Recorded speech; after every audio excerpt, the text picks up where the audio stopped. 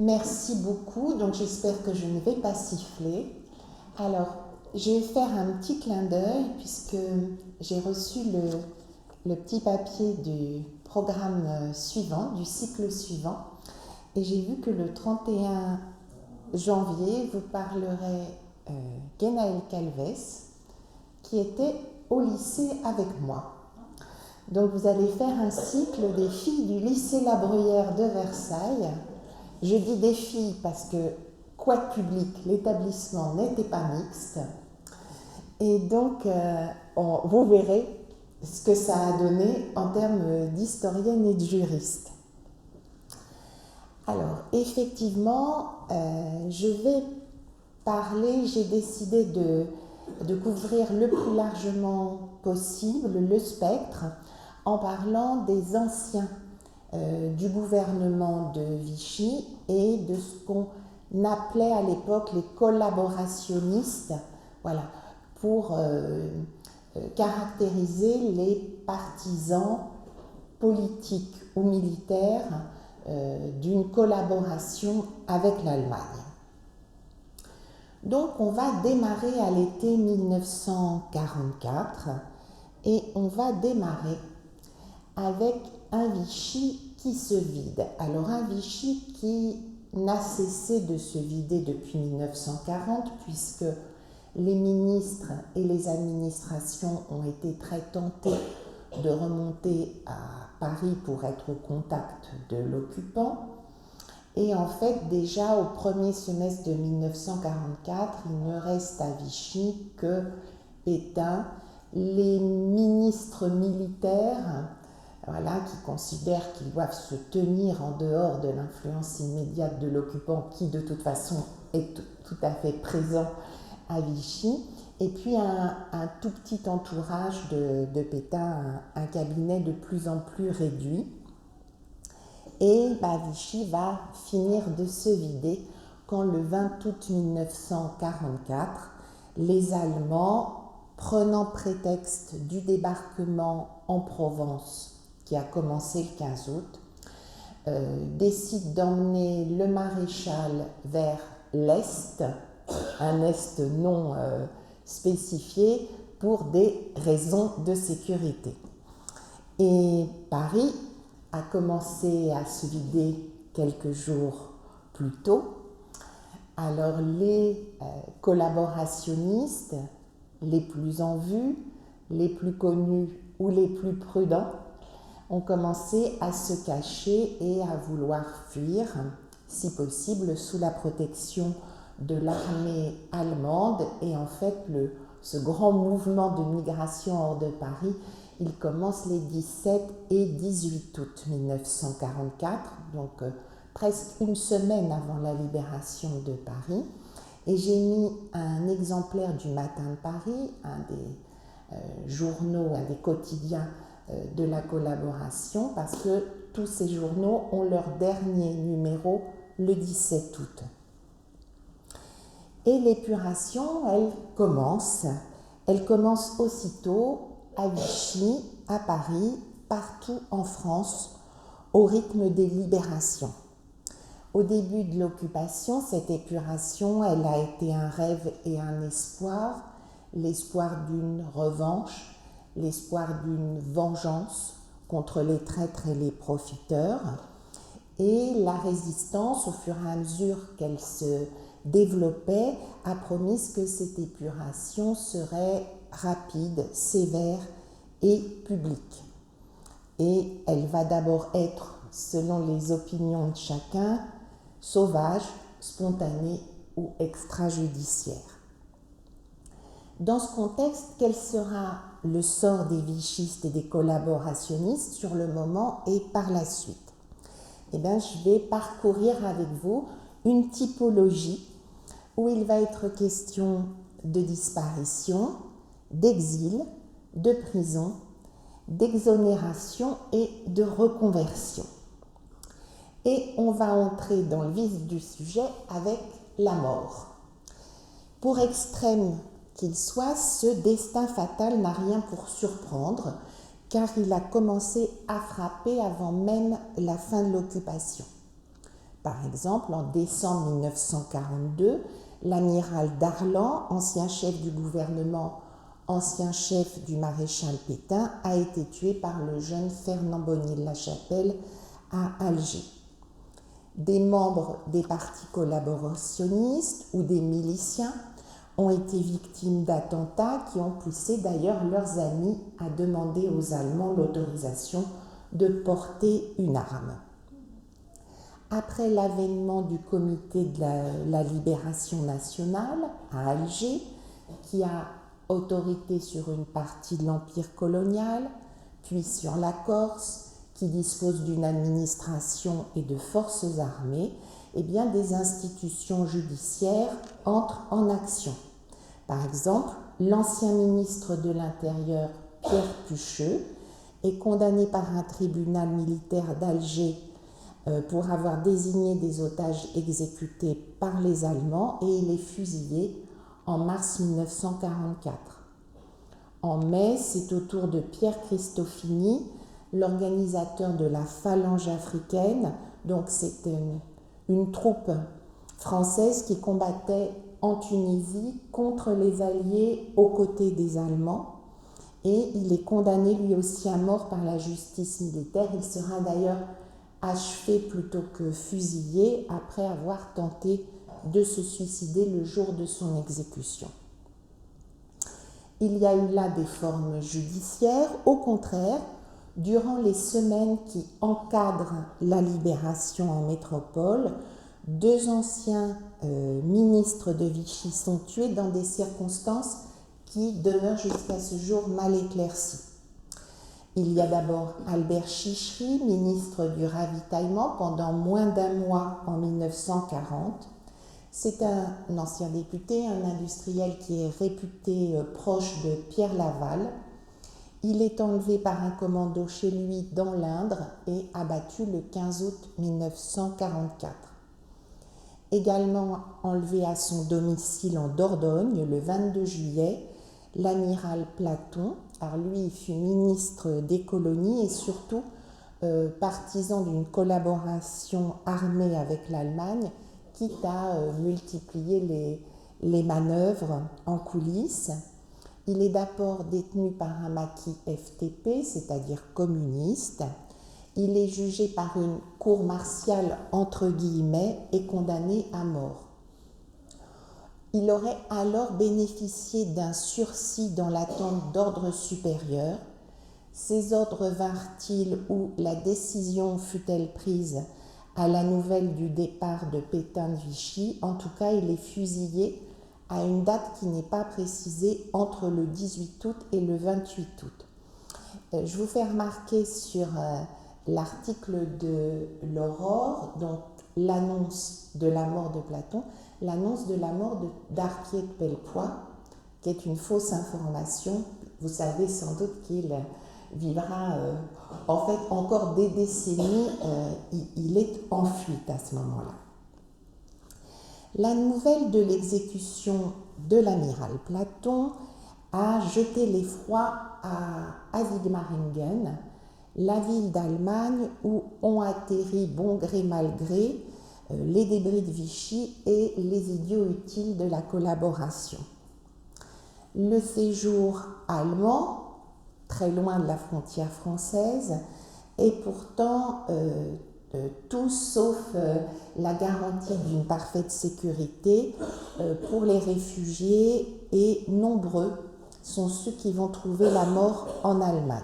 Je mets à part le cas exorbitant de Jean Bichelonne, ancien ministre de la production industrielle, qui avait souhaité une intégration de l'économie française au sein de l'économie dominée par l'Allemagne nazie. Il meurt d'une embolie pulmonaire en décembre 1944 après une opération pratiquée dans une clinique SS. C'est plutôt du fait de la guerre qu'en bonne logique périssent des collaborationnistes en Allemagne.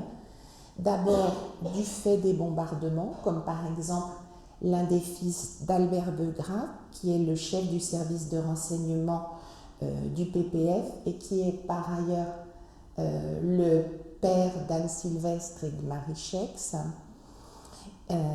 Ce jeune homme partage là le sort de plusieurs dizaines de milliers de Français, mais qui sont en général des prisonniers de guerre ou des requis du STO, morts pendant qu'ils étaient retenus en Allemagne. La plupart de ces réfugiés d'un nouveau style sont tout simplement tués pendant les combats, en particulier sur le front oriental et à Berlin, parce qu'ils appartiennent à la division Charlemagne qui a aggloméré tous les combattants français sous uniforme allemand. Il y aurait eu à peu près 800 morts dans les rangs de la division Charlemagne. Il en va tout autrement de la mort de Jacques Doriot, le chef du Parti populaire français, donc l'un des grands partis de la collaboration. Il est, depuis les entretiens entre Hitler et un certain nombre de responsables français à l'été 1944, pressenti pour prendre la tête de la commission gouvernementale française en Allemagne. Et lui s'est installé sur les bords du lac de Constance, et c'est en se rendant à Sigmaringen le 22 février 1945 qu'il est abattu dans sa voiture lors du double passage d'un avion qui mitraille la route. La thèse la plus couramment admise est celle d'un mitraillage fortuit par un chasseur allié, mais les versions complotistes s'en donnent à cœur joie, par exemple prétendant qu'il a été assassiné par les Allemands parce qu'il était trop patriote, ou que sa mort découlerait de rivalité avec d'autres collaborationnistes. Et toutes ces rumeurs ne vont faire qu'enfler après la fin de la guerre. Le règne de l'ambiguïté et de tous les fantasmes sévit d'autant plus lorsqu'il est question de disparus, dont le décès n'a pas été constaté et dont le corps n'a pas été retrouvé. Pour autant, la plupart de ces disparus sont tout simplement morts, qu'il s'agisse des soldats de la Charlemagne tombés en Poméranie ou dans les environs de Berlin. Parmi bien d'autres, je cite Victor de Bourmont, chef de la milice à Lyon, porté disparu le 5 mars 1945 à Kolberg, donc c'est en Prusse. Et cette disparition, je la mentionne parce qu'elle s'avérera providentielle pour Paul Touvier, qui imputera à Bourmont les négociations avec les Allemands et les ordres ayant amené à l'exécution des 7 Juifs de Rieux en juin 1944. Alors, probablement suicidé à Berlin est quant à lui Jean Fontenoy, aventurier de sac et de corde, agent allemand de longue main, homme de presse intermittent et toxicomane non intermittent, dont le corps ne sera jamais retrouvé.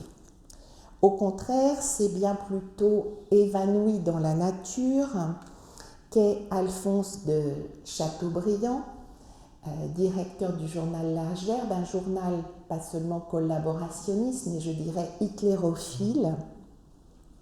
Hitlérophile mais prudent, Chateaubriand est déjà en villégiature anticipée en Allemagne depuis le début de l'été 1944. Il se serait ensuite réfugié dans un monastère en Autriche, où il serait mort en 1951 sous l'identité du docteur Alfred Wolff. Pas mort non plus, mais parti sans laisser d'adresse. Par exemple, Charles Lesca, administrateur du journal Je suis partout, qui semble s'être rappelé fort à propos être né en Argentine, ou encore Georges Guilbault, cheville ouvrière de l'alliance avec les Allemands en Tunisie en 1942 et 1943, dont la trace se perd entre la Suisse et l'Argentine encore. L'Argentine, l'Amérique du Sud et bien d'autres points de chute, puisque l'exil offre à tous ces hommes une étonnante variété. D'abord, est-ce qu'ils ont pris les devants ou est-ce qu'ils se sont exfiltrés miraculeusement à la dernière minute? Est-ce qu'en s'exilant, ils ont pris des précautions exagérées eu égard à ce qu'ils risquaient réellement? Ou est-ce bien une question de vie et de mort dans leur cas? Ont-ils demandé l'asile officiellement ou ont-ils essayé de passer sous les radars? Quel pays enfin ont-ils choisi ou ont-ils été contraints de choisir? À cet égard, je ne vais pas vous étonner, le pays prisé entre tous, c'est manifestement la Suisse. Forte de sa proximité avec la France, avec l'Allemagne, avec l'Italie du Nord, de sa neutralité et de sa tradition d'asile politique. Dès 1942, les précautionneux ont misé sur l'asile suisse, comme Henri Dumoulin de la Barthèque, le directeur du cabinet civil de Pétain, qui se reconvertit en attaché financier à l'ambassade de France à Berne. C'est là aussi qu'atterrit en octobre 1942 toujours Jean Jardin, le directeur de cabinet de Pierre Laval, et il n'a cesse d'y faire nommer Paul Morand, donc ancien lui aussi du cabinet de Laval, devenu ministre plénipotentiaire en Roumanie, que terrorise l'inexorable avancée de l'armée rouge vers Bucarest. Après la libération de la France, Jean Jardin fait figure de gentil organisateur de la colonie des exilés français, qu'il s'agisse de ceux qui étaient déjà installés et qui craignent de rentrer en France, Paul Morand, donc René Gilloin, qui fut l'un des porte-plumes de Pétain, l'académicien français Edmond Jalot, l'homme politique Georges Bonnet, qu'il s'agisse des chanceux que la Confédération helvétique a bien voulu admettre, comme les anciens secrétaires généraux Georges Hilaire et Charles Rochat, ou bien des exfiltrés comme Coco Chanel, qui ne vient pas sans argent, et plus tard des évadés, l'amiral Bléau en 1946, ou après sa mise en liberté provisoire, ou Bernard Failly, sur lequel je vais revenir. À noter que Maurice Papon essaiera de rééditer cette manœuvre en 1999 et sera expulsé de Suisse en 48 heures. Les choses ne sont plus ce qu'elles étaient. La Suisse est là en 1945 une doctrine officielle qui est en fait adoptée largement sous la pression des Alliés, selon laquelle elle refuse d'abriter les criminels de guerre et leurs complices. En fait, elle y déroge discrètement mais abondamment par connivence idéologique et par anticommunisme, en se targuant de sauver ceux dont la vie est menacée. L'ouvrage de Luc van Dongen, minutieusement fondé sur des archives, recense 216 noms de vichistes ou collaborationnistes hébergés en Suisse, dont 16 anciens ministres et secrétaires généraux, mais aussi des miliciens, des agents allemands, des collaborationnistes de choc, des affairistes. Toutefois, certains n'ont pas cette chance, comme les journalistes Jean-Hérol Paqui, celui de l'Angleterre comme Carthage sera détruite, ou Pierre et Antoine Cousteau, le frère de l'autre qui était journaliste à Je suis partout, et qui sont remis à la France dès qu'ils sont identifiés. Philippe Pétain, quant à lui, quoique très bienvenu en Suisse, qui ne demande qu'à lui offrir l'asile, eh bien choisit de rentrer immédiatement en France pour se présenter à la justice. Il y en a un qui aurait bien voulu bénéficier des mêmes facilités, c'est Pierre Laval, mais ses espoirs d'être accepté en Suisse sont battus en brèche immédiatement. Grâce à des pilotes allemands, il atterrit en Espagne, je dirais vraiment à la dernière extrémité. En Espagne, il est placé en résidence surveillée, il n'est pas très bien venu. L'Espagne souhaiterait s'en débarrasser et finalement, sous pression alliée, elle le renvoie d'où il venait, en l'occurrence en Autriche, le 31 juillet 1945. L'Espagne franquiste, elle se montre pourtant accueillante pour d'anciens ministres comme pour le tout venant de la collaboration. On se souvient que c'est depuis l'Espagne qu'en 1978, l'ancien commissaire général aux questions juives, Louis d'Arquet-Pellepoix, qui donc n'était pas mort, donnera sa fameuse interview niant la mise en œuvre de l'extermination des Juifs d'Europe. On trouve ailleurs dans le monde, partout dans le monde, ces réfugiés d'un nouveau genre.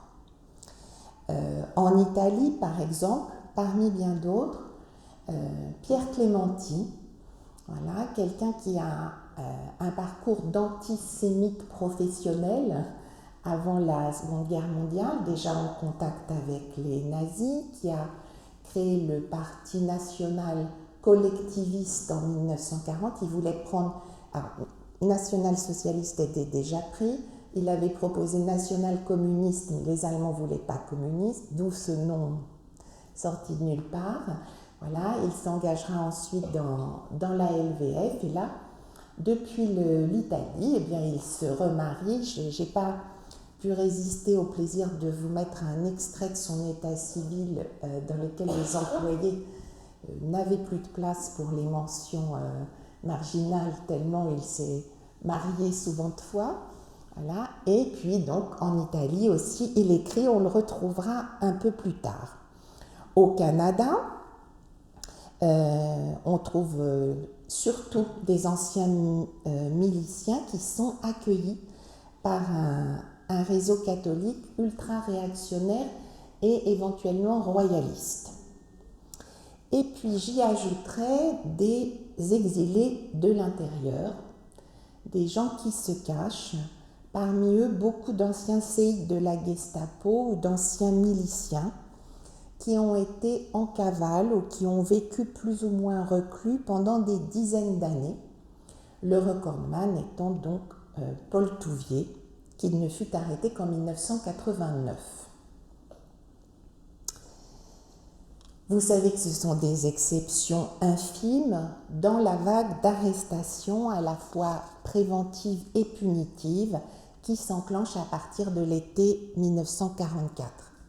Alors, les chiffres du nombre d'arrestations sont assez difficiles à établir puisque les instances qui arrêtent et détiennent sont loin d'être toutes régulières et que les arrestations ne sont pas toutes durables.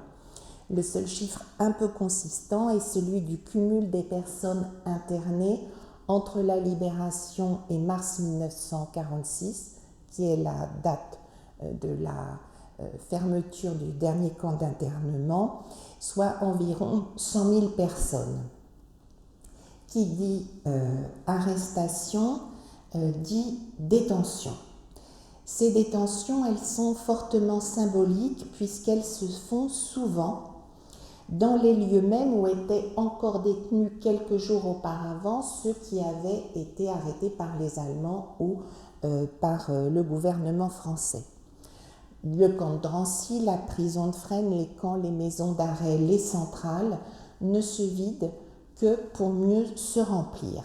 S'y ajoutent des lieux de détention privés, car tout le monde semble s'arroger le droit d'arrêter et de détenir, si bien qu'une des premières tâches du gouvernement provisoire de la République française, à l'œuvre en métropole à partir du début septembre 1944, va être d'y mettre bon ordre en restituant à l'État le privilège de la violence publique. Même si certains lieux de détention ont été livrés à un arbitraire criminel, l'internement dans des camps ou dans des prisons bien identifiées a été une paradoxale mise en sécurité pour des personnes qui auraient pu subir sinon des vengeances pouvant aller jusqu'au lynchage. Il y aura d'ailleurs une flambée de violence de proximité au printemps 1945 qui est concomitante avec le retour d'Allemagne des prisonniers de guerre et des déportés, en particulier des déportés du travail, mais pas seulement. L'épuration judiciaire est évidemment le gros morceau, le plus visible, le plus commenté, celui qui a eu le plus de conséquences humaines et politiques.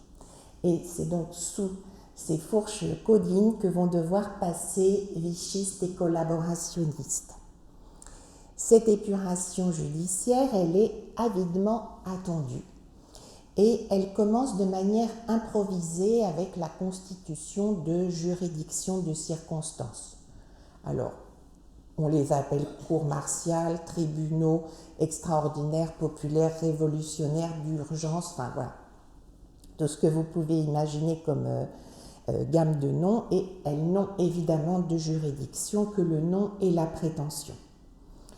Il convient que les pouvoirs publics reprennent au plus tôt en main cette effervescence pseudo-judiciaire, et le premier réflexe est de se tourner vers la justice militaire, à laquelle, vous vous en rappelez, on a recouru en Afrique du Nord libérée.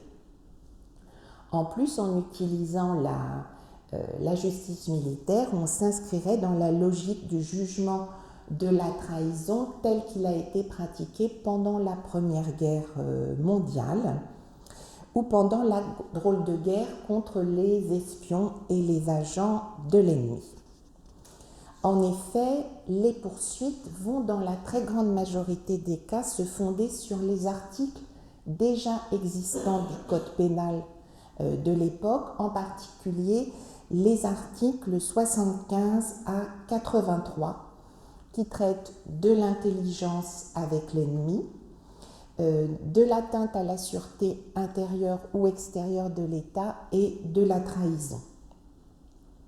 Pourtant, le recours à la justice militaire, il s'avère inapproprié, déjà parce qu'elle a sévi contre les dissidents et les résistants, parce qu'elle est elle-même en but au processus d'épuration professionnelle de l'armée et parce que c'est au nom de la nation tout entière que doivent être châtiés les traîtres.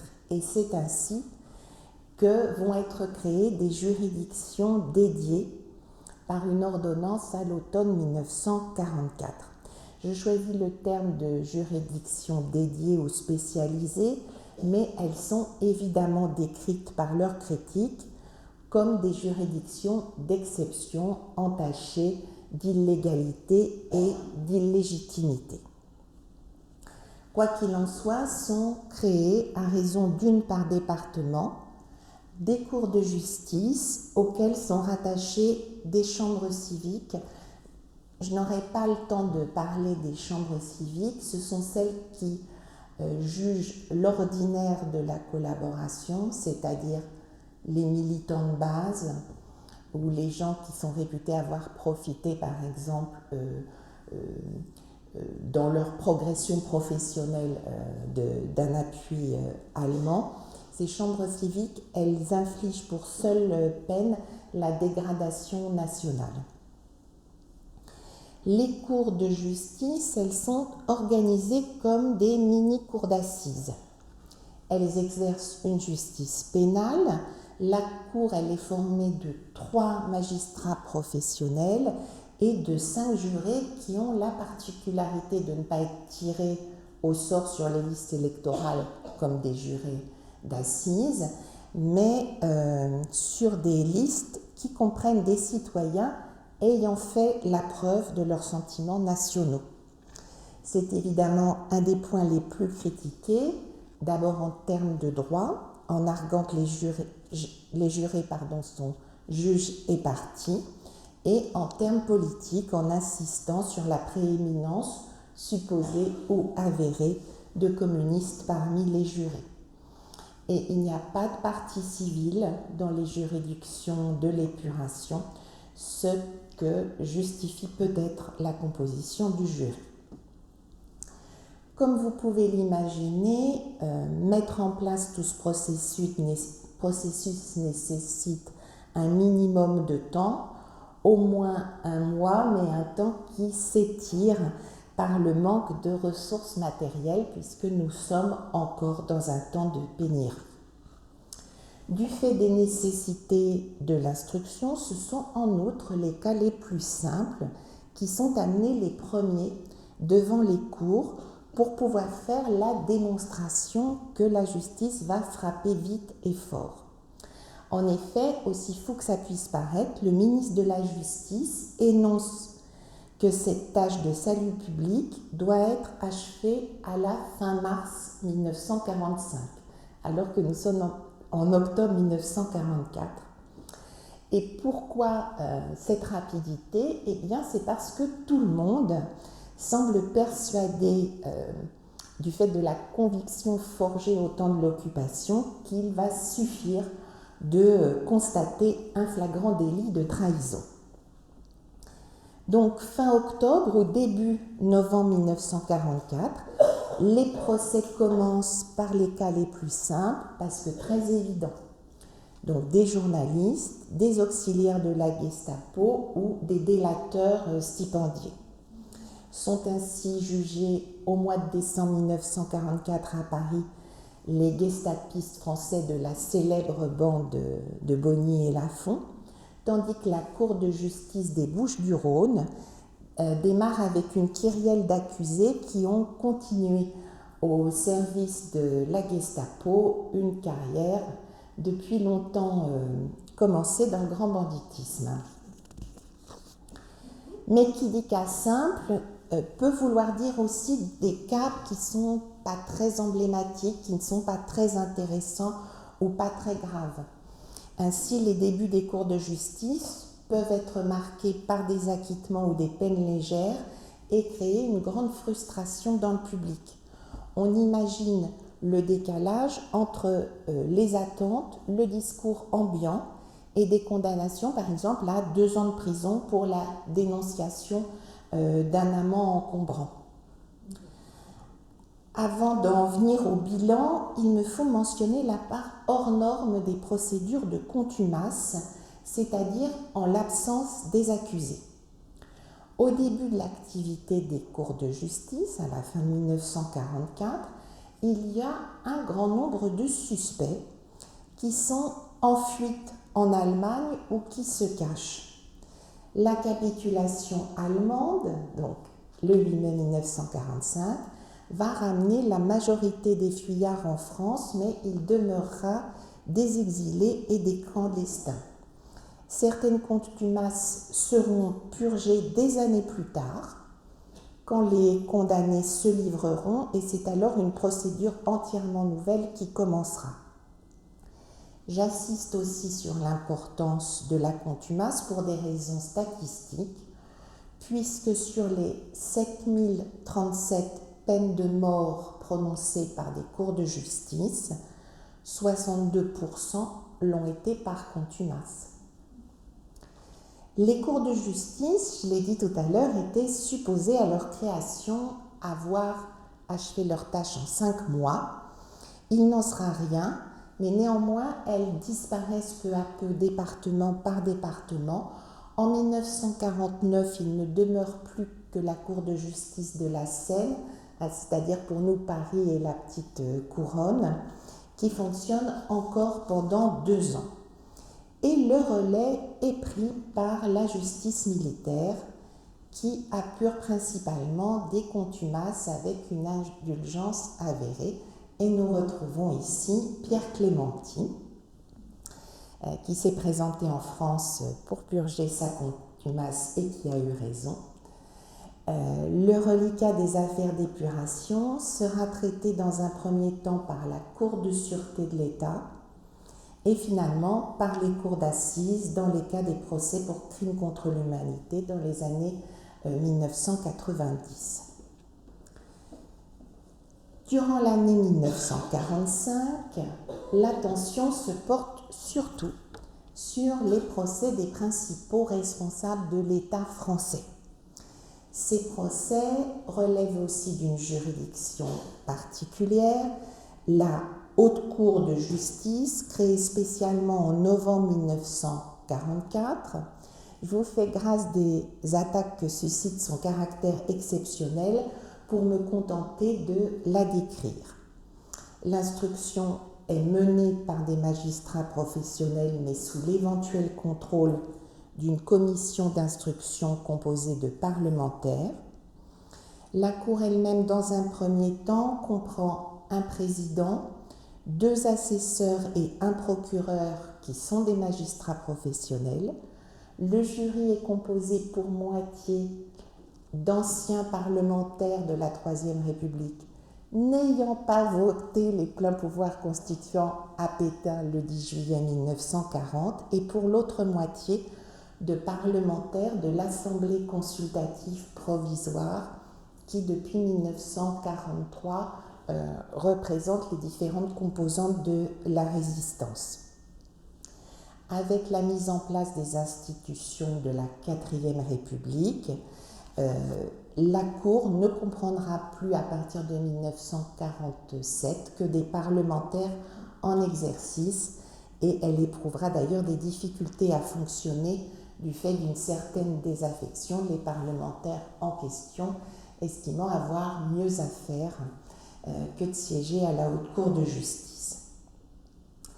La Haute Cour de justice, elle est dédiée à statuer sur le cas du chef de l'État français, c'est-à-dire Philippe Pétain, de ses ministres et de certains très hauts fonctionnaires comme les secrétaires et les commissaires généraux et les gouverneurs coloniaux.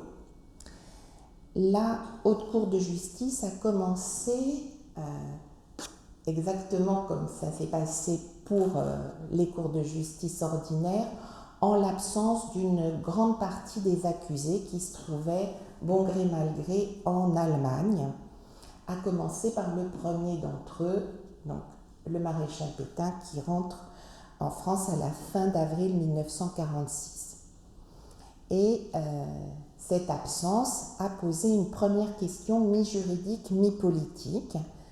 Est-il possible pour les accusés de se justifier, voire de s'exonérer en se réfugiant derrière l'obéissance au chef de l'État considéré comme légal?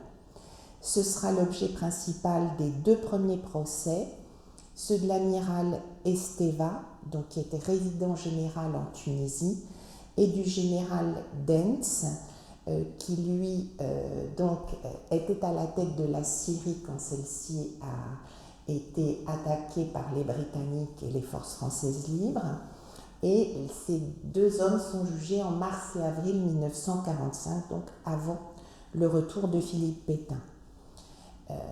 Donc, d'où l'importance de la condamnation, au moins de principe, de Philippe Pétain, dont le procès est d'abord prévu par contumace. Donc, je l'ai dit, le maréchal choisit de rentrer en France plutôt que d'accepter l'asile suisse.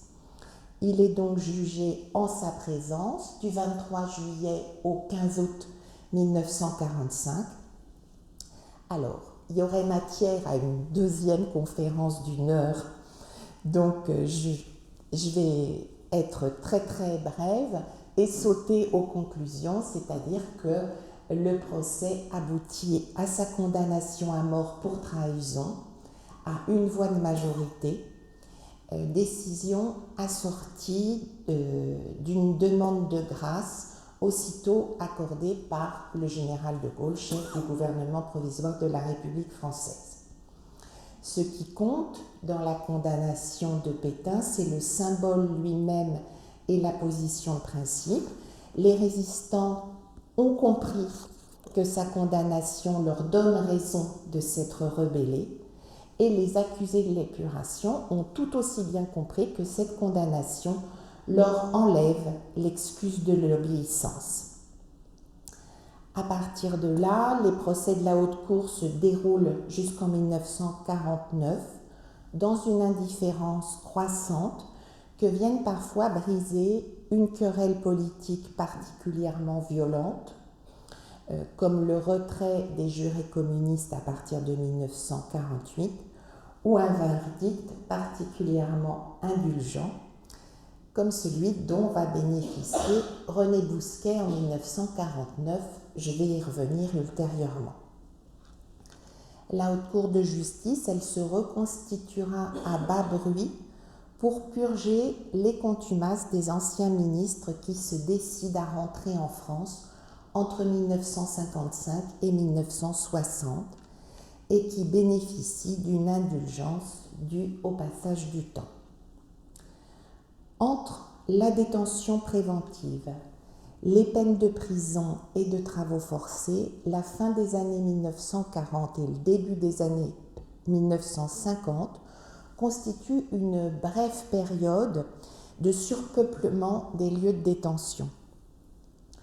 On compte 70 000 condamnés et prévenus pour fait de collaboration en 1945 et 60 000 encore l'année suivante. Dès 1947 a été votée la première loi d'amnistie qui était dirigée vers les mineurs, puisqu'on était mineurs jusqu'à 21 ans à cette époque-là, suivie de 3 autres lois, dont celle de 1953 appelée Grande Amnistie. Mais déjà, les remises de peine, les grâces, les libérations conditionnelles ont fait leur œuvre. Je vais vous citer 2 exemples.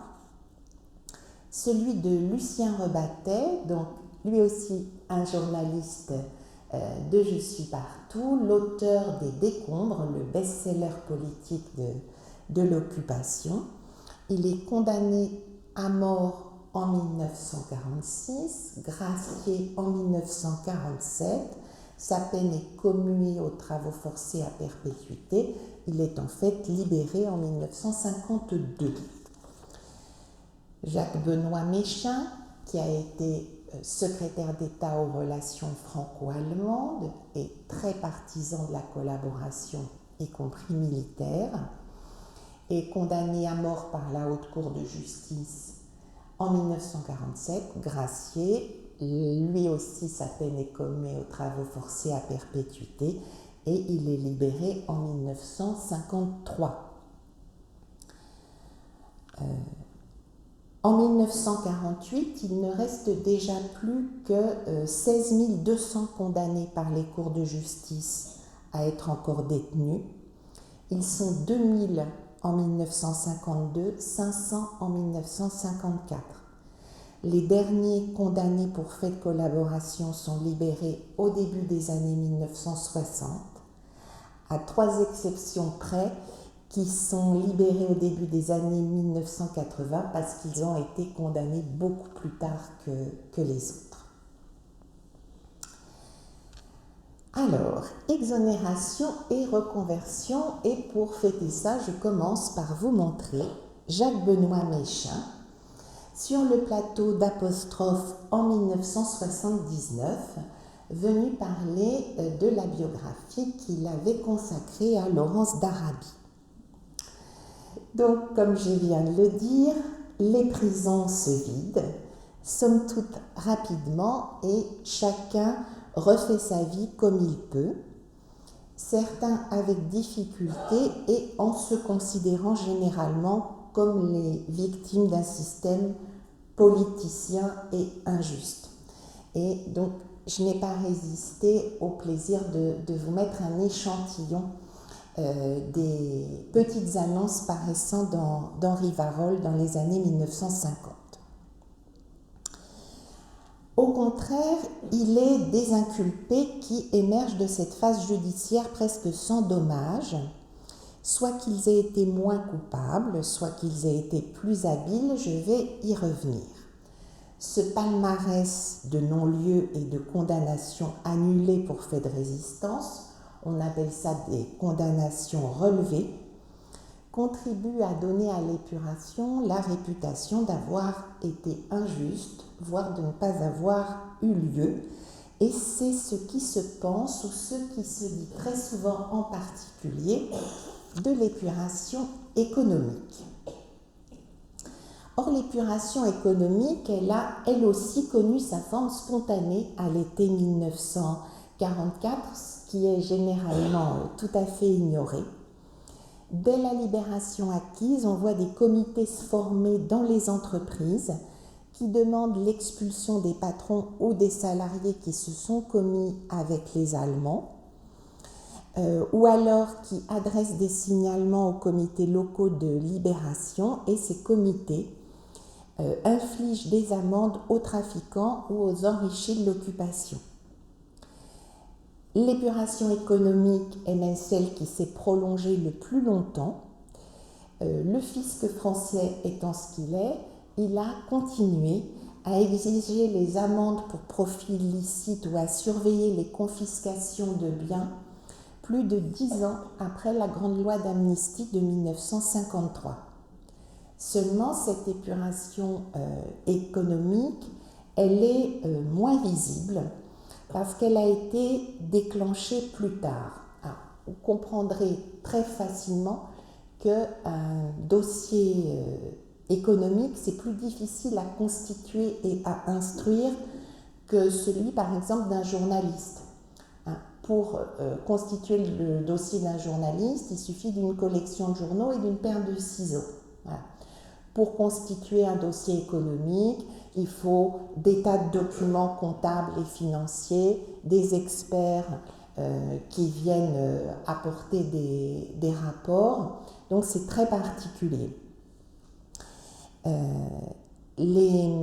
En plus, l'épuration économique, elle a connu des types de sanctions qui ont pris des formes très variées. En effet, aux amendes et aux procès, il faut ajouter des sanctions professionnelles qui peuvent être le blâme, la mise en retraite anticipée avec ou sans pension, le renvoi, l'interdiction temporaire d'exercice, toutes sanctions qui sont prononcées par des commissions interprofessionnelles d'épuration dans chaque région. L'épuration administrative touche pour sa part en très grande priorité des policiers. Un policier sur 5 fait l'objet d'une sanction et plus on est haut dans la hiérarchie, plus le risque d'être sanctionné est avéré, ce qui est sans commune mesure bien sûr avec le reste des fonctionnaires, tous secteurs confondus, c'est-à-dire armée ou magistrature y compris. Les effectifs du ministère de l'Intérieur représentent à eux seuls plus du tiers de tous les épurés de l'administration. Enfin, je vous rappelle vos cours de collège et de lycée, les nationalisations sont aussi des sanctions dans certains cas. C'est particulièrement vrai pour les usines Renault et ça a failli être le cas par exemple aussi des usines Berliet dont l'épuration se solde finalement par un procès. Ne croyons cependant pas que les politiques aient payé le prix fort quand les économiques s'en tiraient à peu de frais, parce que les politiques nous réservent aussi leur lot de questions. Considérons par exemple les procès de Xavier Vallat, le premier commissaire général aux questions juives, ou de René Bousquet, dont je pense que tout le monde connaît maintenant le rôle dans la mise en œuvre de la solution finale en France.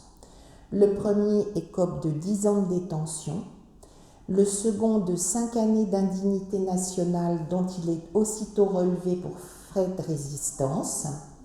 Entre les deux, 18 mois ont passé, de décembre 1947 à juin 1949, qui ont vu le retrait des jurés communistes de la Haute Cour de justice et qui ont vu la guerre froide redessiner les alliances politiques. La politique et le temps n'agissent pas seuls, les hommes de Vichy bénéficient d'une indulgence plus grande que les collaborationnistes. Sur les 108 ministres et très hauts fonctionnaires relevant de la haute cour, 42 ont bénéficié d'un non-lieu, 3 ont été acquittés, 5 relevés, ce qui représente 45% des justiciables. Si on tient compte de ceux qui sont morts avant jugement, 7, des contumaces, 15, seul un tiers des justiciables a en fait été condamné. Les membres des cabinets du chef de l'État ou des ministres bénéficient souvent de non-lieux. Les sanctions administratives qui frappent les fonctionnaires seront souvent contredites par un Conseil d'État, d'autant plus compréhensif qu'il aurait sans doute mérité lui aussi une large épuration. D'aucuns s'en sortent étonnamment bien, en dépit des condamnations dont ils ont fait l'objet. Nous revenons à René Bousquet, le cas le plus célèbre. Le sujet des persécutions antisémites était bien présent dans le dossier d'instruction, mais il n'apparaît même pas pendant les audiences devant la haute cour. C'est la suite qui nous intéresse. En 1950, Bousquet entre à la Banque d'Indochine et il est présenté à François Mitterrand, dont je rappelle qu'il a été 10 fois ministre sous la 4e République. En 1958, Bousquet bénéficie d'une amnistie de toutes les sanctions administratives encourues au titre de l'épuration professionnelle, puisqu'il venait de l'administration préfectorale. Si bien que l'année suivante, il peut entrer au conseil d'administration de la Dépêche du Midi, à laquelle, aux surprises, il infuse pendant 12 ans une ligne très anti-gaulliste. Il soutient, y compris financièrement, les candidatures de Mitterrand aux élections présidentielles de 1965 et 1974, mais il fréquente aussi d'autres hommes politiques nombreux, y compris d'anciens résistants. En 1986 commencent ces nouveaux ennuis judiciaires dans le cadre de plaintes pour crimes contre l'humanité. Mitterrand rompt officiellement, mais il est régulièrement soupçonné de retarder ou d'empêcher la procédure. L'histoire dure longtemps donc et parfois là où on ne l'attend pas. Robert Hersant et Jean-Marie Balestre ont été amis et associés dans la création à l'été 1940 du Jeune Front, un mouvement politique activement antisémite qui disputait à d'autres partis collaborationnistes émergents les faveurs allemandes. En 1947, Hersant est condamné à 10 ans d'indignité nationale, ce qui ne l'empêche pas de lancer en 1950 avec Balestre l'Auto-Journal, qui est à l'origine de son empire de presse.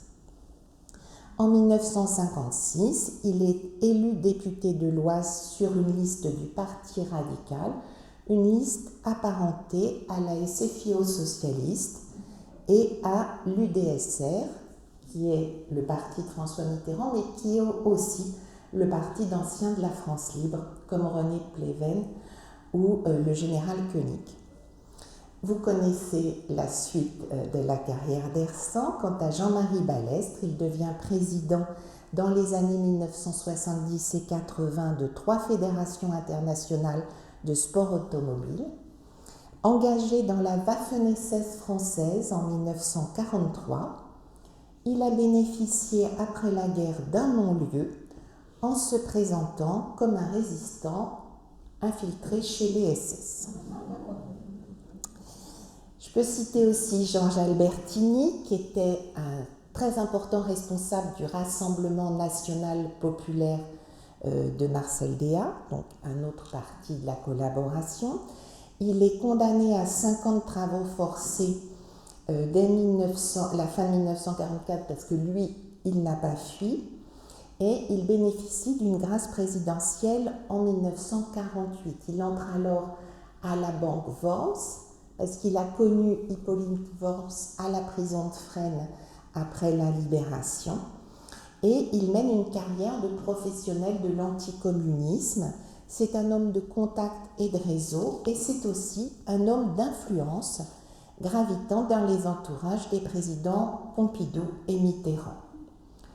Enfin, pour la longévité, je ne résiste pas au plaisir de mentionner Robert-Julien Courtine. Alors, il a traîné sa vindicte antisémite et antimaçonnique dans les pires feuilles de la collaboration, ainsi qu'à Radio Paris. En décembre 1946, il est condamné à 10 ans de travaux forcés, commué en 5 ans de prison en 1948, à la faveur d'une remise de peine. Il est libéré, il entre au Monde en 1952 comme critique gastronomique, où il sévira sous le pseudonyme de La Reynière jusqu'en 1993. Je ne voudrais toutefois pas vous laisser sur l'impression que les pires criminels s'en sont tirés impunément. Il était erroné de dire dans les années 1990, au moment des procès Touvier et Papon, que la France allait enfin juger la collaboration. D'abord parce que l'épuration a été une épuration ample et sévère. Elle a pu être injuste ou inégale dans le temps ou l'espace.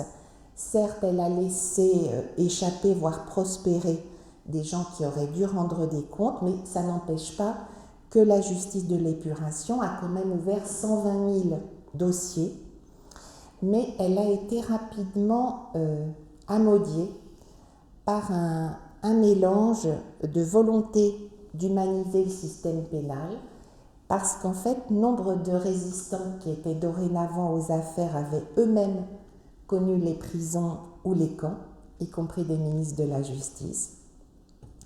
Et puis aussi une volonté de réconcilier les Français, ne serait-ce que parce que la guerre froide avait fait surgir de nouveaux ennemis et de nouveaux enjeux.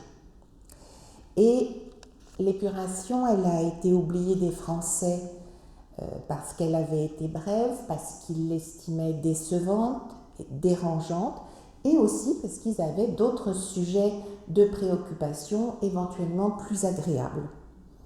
Néanmoins, je vous rappelle que tant que l'extrême droite a été incarnée par les générations qui s'étaient compromises dans la collaboration, les élections lui ont barré l'accès au pouvoir.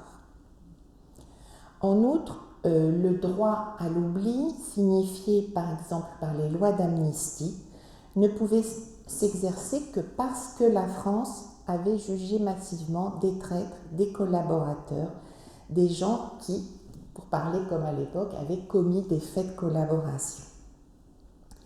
Et comme toujours, en histoire, les réponses et les informations attendaient dans les archives. Il fallait laisser le temps de l'ouverture des archives et du travail des historiens. Je vous rappelle que les archives de l'épuration, elles ont commencé à s'ouvrir vraiment en 2015. C'est pas très ancien. Et donc, il fallait laisser le temps pour que chacun soit rattrapé, sinon par la justice, du moins par les faits qui, eux, sont très têtus. Je vous remercie.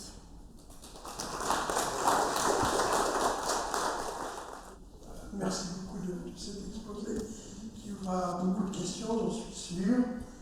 Et donc la parole est à celles ou ceux qui voudront se lancer. Oui, bonsoir. Est-ce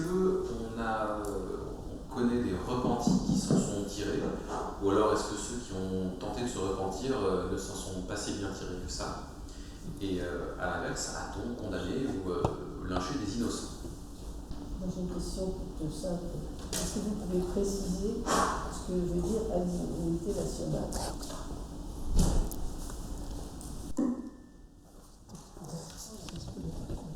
Attendez, je vais même. Voilà. Alors, je vais commencer par la question la plus simple. Attendez, excusez-moi, mais là j'ai le projecteur dans l'œil. Voilà. L'indignité nationale, c'est une peine qui est inventée avant la libération, qui va entraîner des interdictions d'exercice de certaines professions, par exemple être journaliste, des interdictions d'être élu ou de voter, des confiscations de biens. Voilà. Alors c'est d'abord une mesure pénale et puis rapidement dans les années 1950 ça va être converti en délit. Voilà. Donc c'est une peine qui est stigmatisante, qui peut être gênante dans la vie quotidienne, mais qui n'implique aucune détention. Alors, y a-t-il eu des repentis? Alors, évidemment, il n'y a aucune espèce de législation sur les repentis hein, à cette époque-là. Ça existe à l'heure actuelle à peine dans le droit pénal français, donc là, il n'en est pas du tout question. Donc, je dirais qu'il y a deux solutions pour se repentir. C'est d'essayer de passer sous les radars, par exemple en essayant de rentrer d'Allemagne dans le flot des rapatriés, prisonniers de guerre, STO, déportés, voilà. Bon, surtout des STO, c'est le plus simple.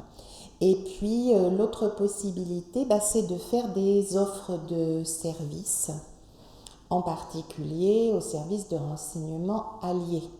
Alors, je pense que ce que vous connaissez le plus, c'est le cas des Allemands. Klaus Barbie, c'est l'illustration parfaite de ça. C'est très rare, c'est beaucoup plus rare dans le cas des Français. On va voir Albert Begrat, que j'ai mentionné, voilà, qui était le responsable du service de renseignement du Parti populaire français, qui lui va arriver à se placer sous la protection des Américains.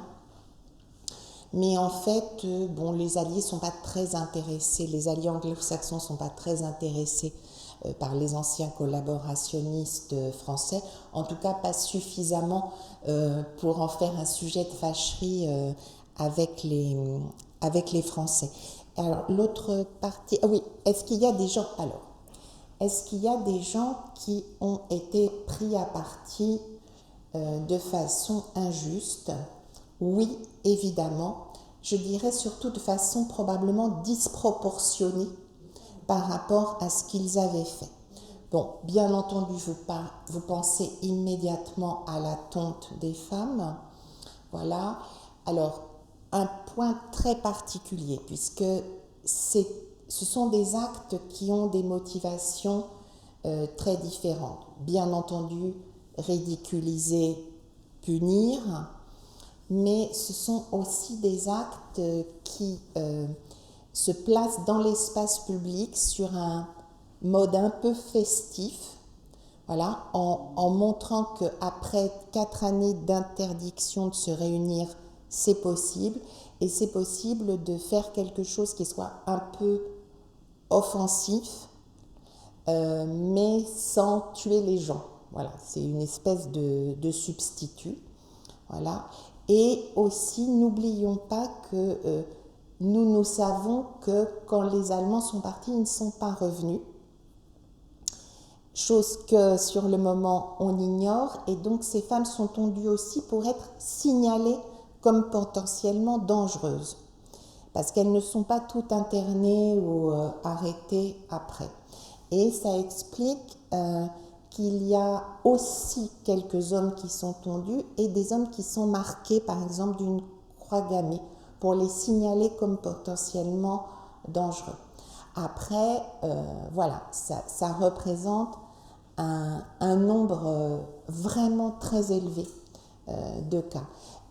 Ce ne sont pas les seuls cas où, je dirais, il y a une injustice de la peine. Bon, il est vrai qu'on constate, par exemple, que plus le temps passe, moins les sanctions sont sévères.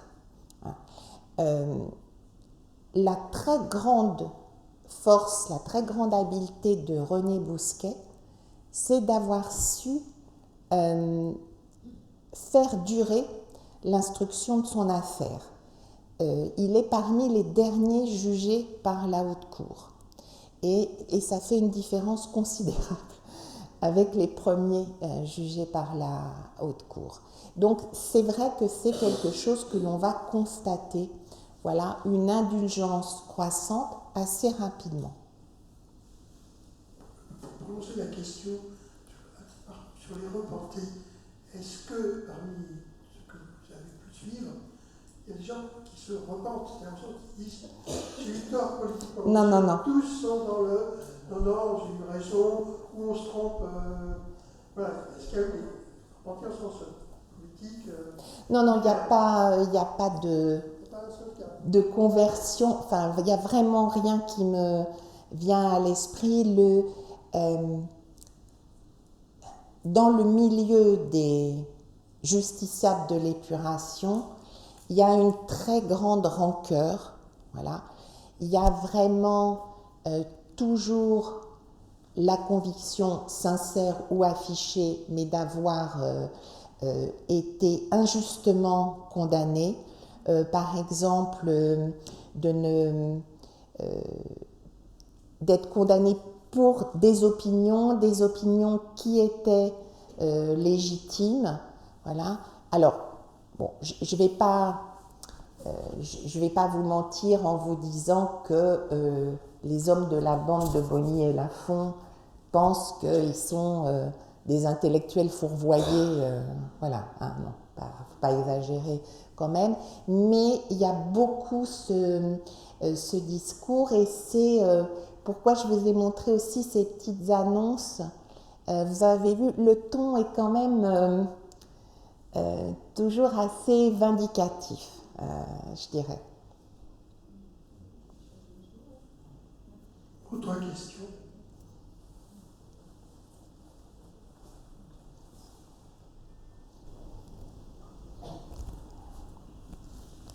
Oui, vous avez parlé rapidement du Conseil d'État qui a mérité peut-être cette opération, mais plus généralement, la magistrature qui avait juré sur fidélité au maréchal et qui n'a pas hésité à être présente dans tous les procès des sections spéciales et autres, les fonctionnaires par exemple les affaires étrangères, les fonctionnaires des grands corps, est-ce qu'ils ont été touchés par l'épuration?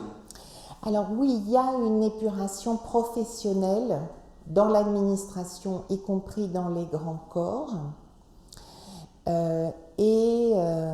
Bon, il y a une très grande solidarité corporatiste à l'intérieur de ces grands corps qui atténue souvent l'épuration professionnelle. Ce n'est pas le cas dans la police, comme vous l'aurez compris. Et si j'ai envoyé cette pique au Conseil d'État, c'est parce que beaucoup de sanctions administratives ont été annulées ou corrigées par le Conseil d'État, en général pour des raisons de forme et pas pour des raisons de fond. Voilà, mais le résultat, il était le même. Et donc, alors, par exemple, sur la magistrature, les magistrats qui ont siégé dans la section spéciale en août 1941 qui a prononcé des peines de mort, ils ont été eux-mêmes jugés et condamnés. Mais c'est vrai que c'est assez exceptionnel. Alors, que dire du serment des magistrats comme des autres fonctionnaires? Oui, il n'y a qu'un seul magistrat en exercice, le juge Paul Didier, qui a refusé de prêter serment.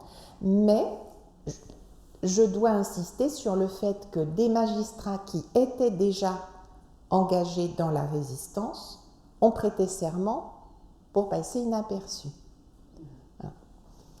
Et donc, là, il y a une épuration très minime de la magistrature. Bon, ceux qui ont été au tribunal d'État, dans les sections spéciales, dans les cours martiales, il y en a, des cours martiales de la milice, oui, eux sont non seulement révoqués mais traduits en justice. Il y a relativement un renouvellement, par exemple, on fait entrer des avocats dans la magistrature, voilà. Mais c'est vrai qu'on a besoin de magistrats professionnels pour la justice de l'épuration. Donc, mécaniquement, c'est une épuration professionnelle réduite.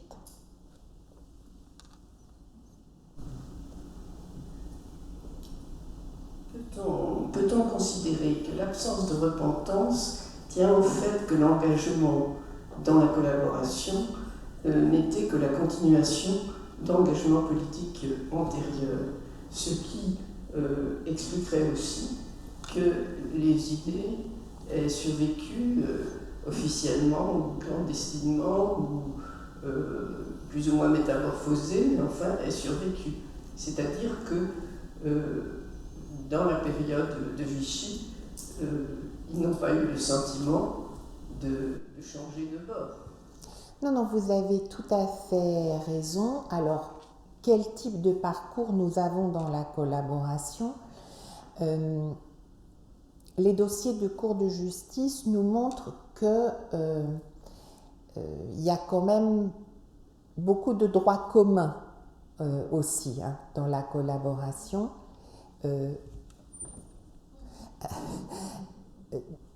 Originellement ou dans les actes qui sont commis. Il va y avoir pour ces gens-là plutôt un rejet de leur responsabilité directe. C'est-à-dire que eux, c'est parce qu'ils ont obéi aux ordres ou parce que les circonstances les y poussaient ou parce qu'ils n'ont fait que répondre au terrorisme de la résistance. Je vous renvoie au procès de Paul Touvier qui joue sur toute cette gamme-là et qui en même temps nous dit qu'on ne fait pas des miliciens avec des enfants de cœur. Voilà. Et donc, il y a cette catégorie-là.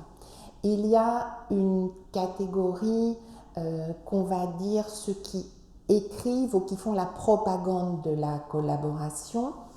Eux, ils vont se défendre justement en arguant qu'on leur fait un procès d'opinion. Voilà. Et que donc la liberté d'expression doit leur permettre d'exprimer y compris ces idées-là et que donc à ce point de vue-là, ils sont simplement des vaincus par ceux qui voulaient prendre leur place, ceux qui sont issus de la résistance. Donc on a cette catégorie-là. On a toute une catégorie qui appartenue à des administrations, à des organismes sous Vichy et qui, eux, vont se réfugier derrière la question de l'obéissance en disant que le maréchal Pétain, c'était le chef de l'État, désigné en quelque sorte par l'Assemblée nationale, reconnu par la plupart des pays dans le monde, voilà, suivi par l'armée, l'administration, la police. Donc, eux, ils n'ont fait qu'obéir. On a cette catégorie aussi et qui va beaucoup se défendre sur le mode que si ça n'avait pas été eux, ça aurait été quelqu'un de pire qu'eux. C'est beaucoup le discours des ministres de Vichy, des membres de cabinet, des très hauts fonctionnaires, voilà, qui font des comparaisons. Alors, les comparaisons privilégiées, ça va être avec la Norvège de Quisling, voilà, en disant que ça aurait été les ultras de la collaboration qui auraient été au gouvernement si ce n'avait pas été eux. Et il y a beaucoup l'argument d'avoir limité les dégâts, le double jeu, voilà, n'avoir cédé que sous la pression allemande, avoir rendu des services à la résistance. Et ce sont des argumentations qui marchent, qui fonctionnent, effectivement, qui peuvent produire leur effet devant la cour. Voilà.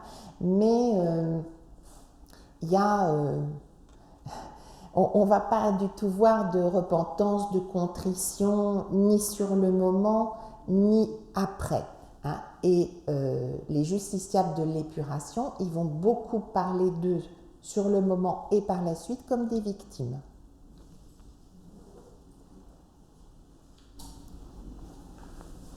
Oui.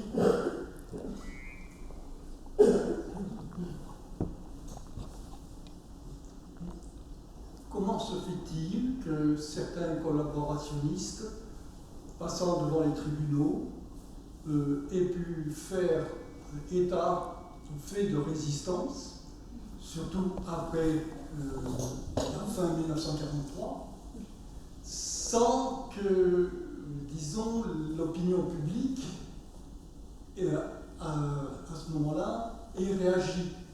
Comment se fait-il que de tels propos aient pu être tenus sans réaction de l'arme? Oui, alors c'est un peu difficile à comprendre, mais l'opinion publique a été très vite déçue par l'épuration. J'ai insisté à plusieurs reprises sur le fait qu'on attendait quelque chose de fulgurant, de rapidité, de simplicité, voilà. Et donc, dès qu'on est entré dans un processus judiciaire avec sa complexité, eh bien, les gens ont commencé à être déçus. Déçus parce que, au fond, ils attendaient d'autres procès que ceux qu'ils ont vus, qu'ils attendaient d'autres verdicts. Et la déception, elle amène très vite un désintérêt. N'oublions pas qu'en ce temps de pénurie, en plus, nous sommes encore sur des quotidiens qui sont une page recto verso. Hein.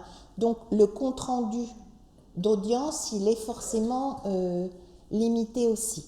Alors, parfois, il y a eu des réactions, et des réactions hyper violentes. Il est arrivé qu'à la sortie de la Cour de justice, le public ait jugé que la condamnation était trop légère et s'en soit pris physiquement aux condamnés, enfin voilà. Il est arrivé des attaques de prison dans le nord de la France, à Lyon, justement après la condamnation jugée insuffisante du préfet régional de Lyon, ou dans le sud-est de la France. Oui, ça arrive, absolument. Ou bien les images que je vous ai montrées du lynchage à Vichy, ce sont des miliciens, l'un est hospitalisé, l'autre est en prison. Il y a des gens qui trouvent que leur procès tarde trop à venir. D'où le fait qu'on va les chercher pour les exécuter. Il arrive aussi que des personnes sortent du camp d'internement parce que la commission de triage, elle a estimé que voilà, cette personne ne représente pas une menace et l'opinion prend ça pour une exonération et va par exemple attaquer la maison de cette personne. Donc oui, ça arrive qu'il y ait des réactions et des réactions très violentes. Mais en même temps, personne n'attend René Bousquet à Versailles, quand il est relevé pour fait de résistance. Il y a là une vraie ambiguïté. En fait, vous imaginez bien que plus vous êtes en situation de pouvoir, plus vous avez la possibilité de rendre des services, en donnant de l'argent, en donnant des documents, en donnant des informations. Bon. Et c'est ce qu'un certain nombre de ces hommes de Vichy vont faire.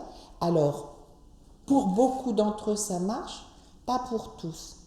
Fernande Brinon, qui a été le représentant du gouvernement français dans les territoires occupés, avant d'être à la tête de la commission gouvernementale française en Allemagne en 1944-1945, il est condamné à mort et exécuté. Pourtant, si vous regardez les chiffres, c'est probablement lui qui a rendu le plus de services, entre autres en bataillant pour faire suspendre des condamnations à mort prononcées par les Allemands. Seulement, lui, ça ne va pas lui être compté à son crédit par la Haute Cour, car on considère, et c'est vrai, que ça faisait partie de son travail. Voilà. Mais c'est vrai que, par exemple, Paul Baudouin, il a été ministre des Affaires étrangères en 1940. Et puis, voilà, il va être supplanté par Laval. C'est un très haut fonctionnaire qui dirige la Banque d'Indochine. Il retourne dans cette banque sous l'occupation. Et là, au bout d'un moment, il comprend qu'il a intérêt à donner de l'argent à des résistants et il va même, en 1944, au fond, monnayer des certificats de complaisance. Et puis, il essaye de s'évader par l'Espagne, de quitter la France par l'Espagne, il se fait pincer. Il est condamné, mais il n'est condamné qu'à quelques années de prison. Parce que, voilà, il produit ces certificats. Et je me permets de vous rappeler, sans doute ça va vous dire quelque chose, que c'est exactement ce que Maurice Papon a fait à Bordeaux, c'est-à-dire de rendre des services, je dirais, à des groupes de résistants choisis, hein, c'est-à-dire pas communistes. Voilà. Et ça a été presque un réflexe. Paul Touvier, il a, à l'été 1944, quand il a compris que c'était terminé, que c'était plié, il a commencé à libérer des résistants qu'il avait dans sa prison de l'Impasse Catelin à Lyon, voilà, en leur signifiant bien, n'est-ce pas, qu'il leur sauvait la vie, voilà, en faisant ça, et en comptant prendre une assurance sur le futur.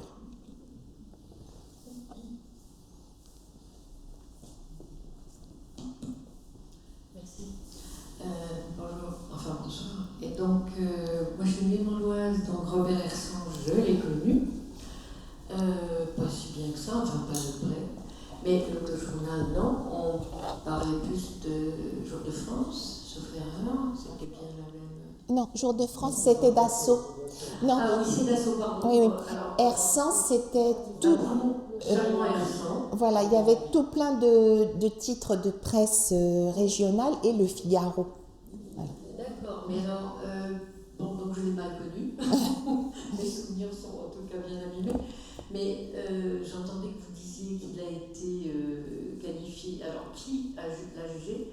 Ou est-ce que ce sont les archives qui ont permis de savoir qu'il avait été dit qu'il était dans l'indignité nationale? Or, l'indignité nationale, oui, si je me rappelle bien, c'est on vous pique, enfin, on prend ce que on voit bien, qui sont acquis, on ne sait comment, et ensuite vous êtes interdit au niveau électoral. Alors, je ne me rappelle plus effectivement si là ou non était, lui, Hersan, interdit à ce niveau-là. Mais comment est-ce qu'il a pu, étant un ancien Waffen-SS, alors, non, alors, c'est Balestre qui est un ancien Waffen-SS. Voilà. Hersan, il a abandonné assez rapidement son parti, le Jeune Front, alors dont on voit les archives tout simplement aux archives de la préfecture de police de Paris. Voilà. Et puis, il est allé travailler dans quelque chose, je vais être simple, un espèce de centre de formation vichysois dans l'Oise. Voilà. Et donc, il s'est fait un peu oublier comme ça, d'où une condamnation qui n'est qu'une condamnation devant la Chambre civique pour indignité nationale. Et comment est-ce que dès 1950, il retombe sur ses pieds? Eh bien, tout simplement parce que la République est très généreuse. La République, elle fait des lois d'amnistie, elle fait des remises de peine, elle fait des grâces, voilà, elle les distribue généreusement Et donc c'est la raison pour laquelle, dès 1950, il crée un journal, alors que effectivement l'indignité nationale empêche de travailler dans la presse, mais là, il n'est plus tributaire de cette indignité nationale. Ça lui compte en erreur de jeunesse.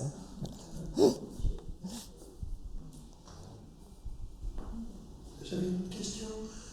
Dans la reconstitution, dans les années 50, les petits partis vraiment nationalistes d'extrême droite, est-ce que c'est pas plutôt le petit Fautin qui fait ça? Parce qu'on ne voit pas de grand nom là, dans les années 50, lorsque se créent les petits partis, les premiers petits partis d'extrême droite. Alors,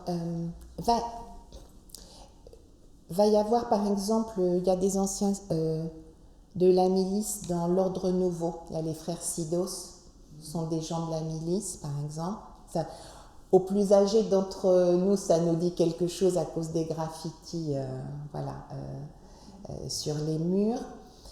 Les réseaux les plus actifs, peut-être dans la reconstitution, c'est des anciens de l'ALVF, de la Waffen-SS et de la Charlemagne, parce que ce sont souvent ceux qui sont le plus passés entre les mailles du filet de l'épuration, parce que, au fond, s'ils n'avaient pas sévi en France, on leur reprochait simplement de s'être engagés dans la LVF, mais on n'avait aucun moyen de savoir ce qu'ils avaient fait, puisque, en fait, il aurait fallu que ce soit les soviétiques qui fournissent des archives et des documents, chose qu'ils n'ont pas fait.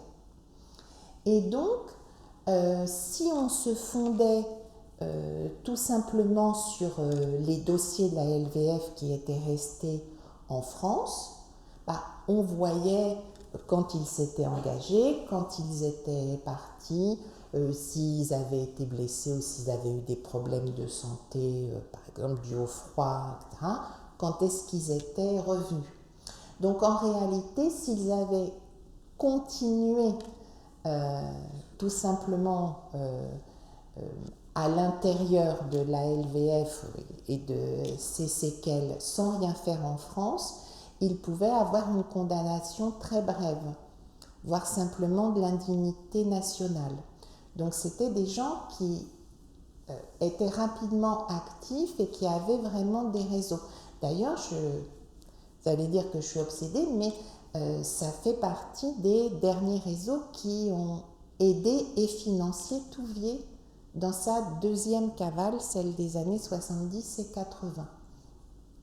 Donc il y a eux qui sont très actifs. Et puis, dans un autre registre, il y a tout ce qui est journalistes, écrivains, intellectuels de la collaboration qui vont assez rapidement essayer de remettre sur pied des journaux. Bon, j'ai montré Rivarol. Rivarol, c'est à partir de 1951. C'est quand même assez rapide. C'est un journal qui existe toujours. Voilà. Mais il y a beaucoup de petites presses. Je dis petite parce qu'elle n'a pas une grande diffusion, mais il y a beaucoup de presse émanant comme ça du milieu des épurés.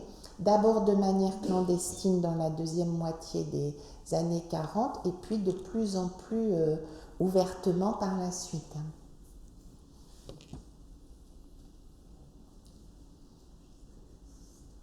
Oui, bien sûr, comme début d'Israël.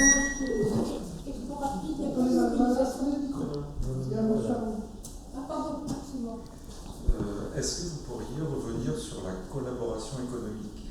Vous avez cité L'Oréal, donc on pense à François Dalle, etc. Mais il n'y a pas que lui. Ils s'en sont très bien sortis. Comment cela se fait-il? Alors, il y a eu des nationalisations des dirigeants, en est-il? Ils ont rebondi ailleurs, etc., etc. Alors, on peut penser qu'il y aurait un tel affaiblissement de la machine économique française à l'époque. Donc, il a fallu garder les compétences là où elles étaient. Je ne sais pas si c'est une réponse, mais j'aimerais avoir votre point de vue là-dessus et quelques cas comme ça qui ont émaillé. Alors, en fait, qui existent toujours. oui, la collaboration économique, ça, le problème, c'est que ça recouvre depuis effectivement le petit commerçant qui a un peu trop exagéré dans sa complaisance avec les Allemands, jusqu'à des entreprises où ce qu'on appelait les comités d'organisation par secteur de l'économie qui ont participé à l'effort de guerre allemand. Donc ça recouvre des situations qui sont très différentes. Alors j'ai insisté sur le fisc parce qu'il y a quand même un aspect de sanctions financières très importante. C'est ce qu'on appelle les profits illicites. Donc on vous confisque les profits que vous avez faits dans vos activités avec les Allemands et en plus on vous inflige une amende. Donc il y a cet aspect-là. Mais effectivement, il y a un volet judiciaire qui peut être sur les questions financières, mais alors pour nous ça nous paraît un peu bizarre, mais par exemple qui vont aussi beaucoup porter sur les efforts que vous avez faits ou non au sein de votre entreprise pour protéger vos salariés contre la relève, le STO, les réquisitions. Voilà.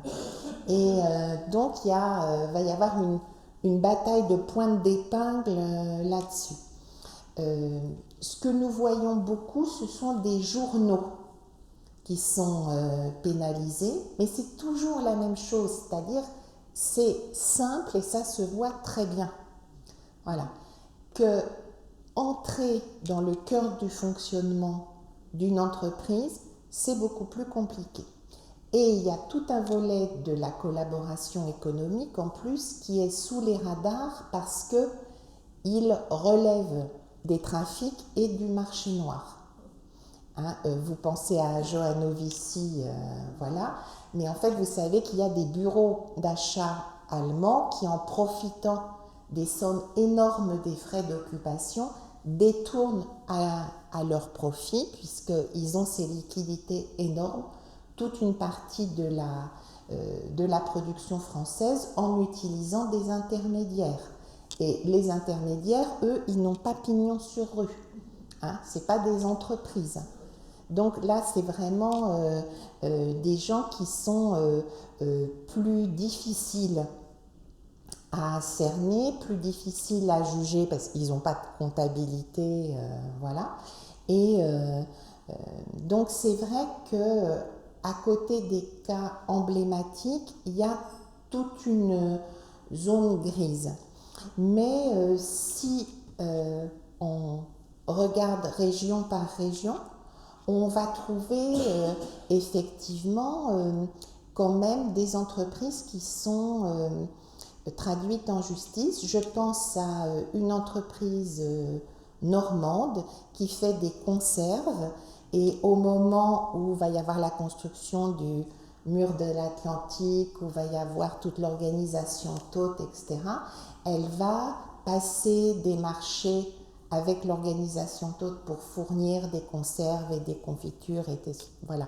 Et donc, eux, c'est une entreprise, elle va être traduite en justice, ses dirigeants vont non seulement être sanctionnés financièrement, mais de prison.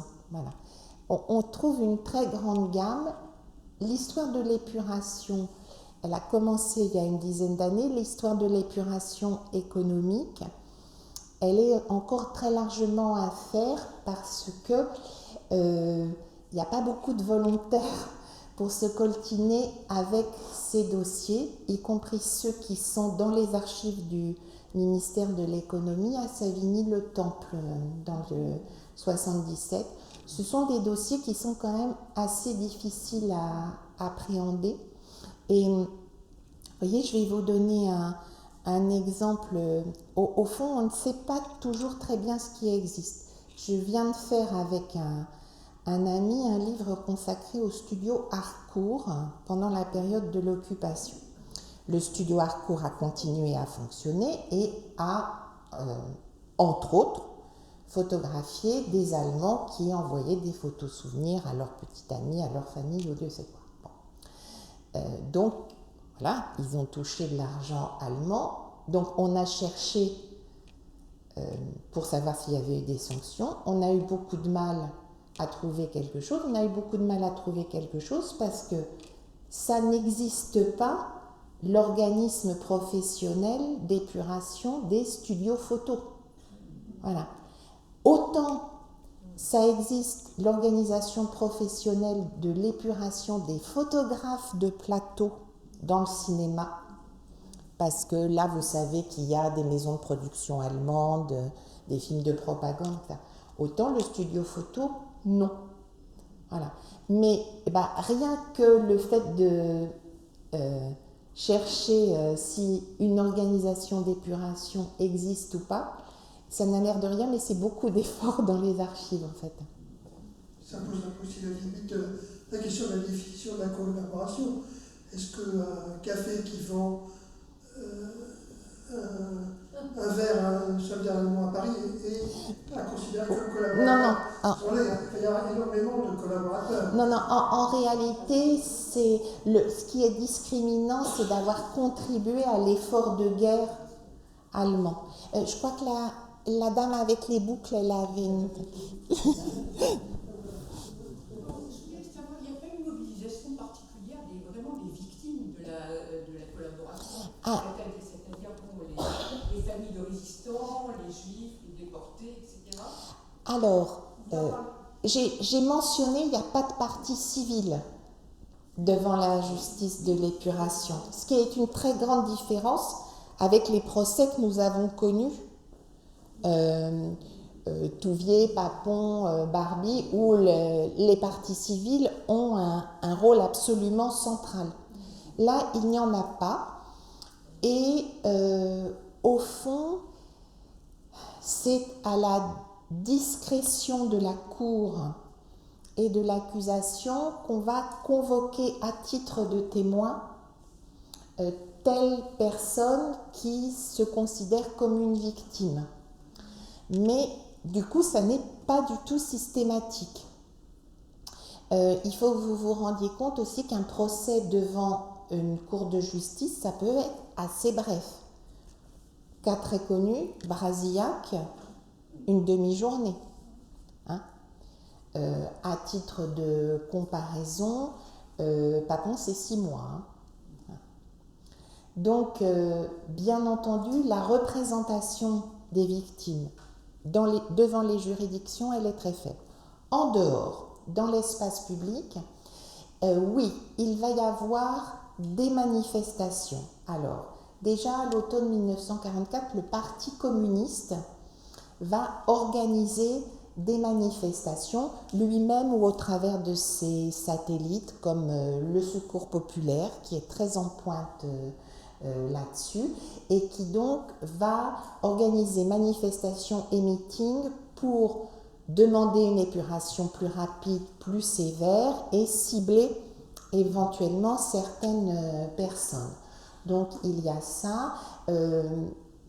Il y a le fait aussi que je l'ai mentionné, au printemps 1945, les rapatriés vont souvent se mobiliser, par exemple dans les gares, qui sont les endroits où tout le monde arrive, rapatriés légitimes et fuyards, voilà.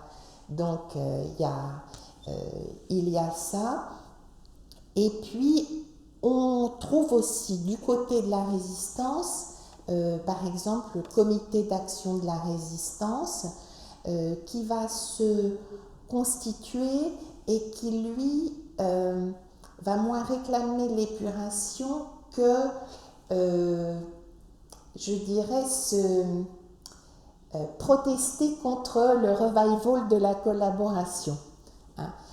C'est par exemple quand il y a une messe qui est célébrée à Notre-Dame à la mort de Pétain, le comité d'action de la résistance, il est sur le parvis. Hein. Ce sont les gens qui vont protester dans la rue ou dans les journaux contre la candidature d'un tel, une manifestation d'anciens collabos, voilà, une tentative de réhabilitation. Voilà, ce sont des gens qui vont beaucoup utiliser leur position parce qu'ils sont souvent très présents dans la presse et dans l'appareil d'État. Peut-être que les fédérations de déportés, aussi probablement, il y a peut-être une étude à faire. Oui, alors après, tout ce qui est les associations ou les fédérations anciens déportés, anciens internés, enfin voilà, ils ont beaucoup d'autres enjeux aussi, c'est-à-dire la reconnaissance de leur statut, les aides dont ils peuvent bénéficier, la solidarité entre eux. C'est aussi pour ça que j'ai mentionné que eux et les Français, ils ont d'autres préoccupations en fait que l'épuration. N'oublions pas que quand l'épuration commence, la guerre n'est pas terminée, les pénuries, elles continuent. Les gens sont dans un premier temps occupés à continuer à vivre, et puis ensuite, ils vont être occupés à profiter du retour de la prospérité aussi.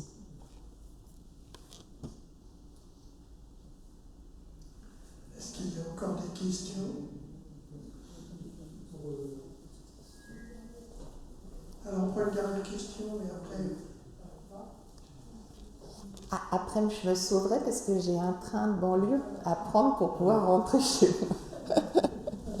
Pour poursuivre dans le même ordre d'idée, est-ce que la clémence relative, j'allais dire, des tribunaux, et vous avez même dit vous-même de la République, vis-à-vis des collaborationnistes, ne peut pas aussi s'expliquer par le contexte politique qui a régné après 1950? Disons dans le sens où l'anticommunisme était très prégnant dans la vie politique française, anti-soviétique, anticommuniste, et cela conduisait les politiques, les gens, à oublier un petit peu, et on revient sur l'oubli, disons, de la population vis-à-vis de ce qui avait pu se produire pendant la collaboration. Donc, est-ce que ça n'a pas favorisé? Si, je pense que vous connaissez ce thème de la réconciliation, il est déjà porté par le général de Gaulle lui-même, puisqu'il affirme dans un discours de l'automne 1944 que la collaboration, c'est seulement une poignée de misérables. Donc, ça doit aller vite pour être éliminé, et donc que nous avons une France qui, dans son ensemble, a été favorable à la résistance, a été hostile à la collaboration, ce qui est assez vrai aussi. Voilà. Ce qui est plus vrai peut-être que favorable à la résistance. Voilà. Et en tout cas, il y a cette thématique de la réconciliation que les épurés eux-mêmes vont, eux, utiliser jusqu'à la corde, cette thématique. Et oui, à partir de 1947 en particulier, la guerre froide va contribuer à désigner, je dirais, dessiner un nouveau champ politique qui fait que la question de l'épuration n'est plus du tout centrale. Et les amnisties, ça, c'est quand même aussi une tradition républicaine. Ça n'est pas une innovation totale que l'amnistie soit venue assez vite. Et vous vous rappelez qu'après la guerre d'Algérie, ça va se reproduire aussi. Donc ça, c'est une tradition républicaine. Et puis, Il y a la pratique, qui est une pratique très généreuse, effectivement, de remise de peine, de grâce, de libération conditionnelle, voilà. Aussi parce que les hommes qui sont au pouvoir sous la 4e République veulent, au fond, un système pénitentiaire qui soit plus un système de réhabilitation que de punition sortant les gens du champ social. Bonsoir, juste pour 30 secondes, ça va pas durer longtemps, juste pour dire que tout à l'heure vous avez mentionné Sigmaringen et le départ plus ou moins volontaire de certains collaborationnistes. Donc juste pour dire que si on veut approfondir le sujet, il y a des podcasts, il y a un podcast sur France Inter avec cet épisode justement qui traite du sujet de façon plus approfondie. Et dans lequel vous m'entendrez décrire le château de Sigmaringen sous toutes ses coutures et voilà, me préparer une nouvelle carrière chez Maison et Travaux. Voilà, pour notre prochain cycle, à nouveau, le 17 janvier. Merci beaucoup.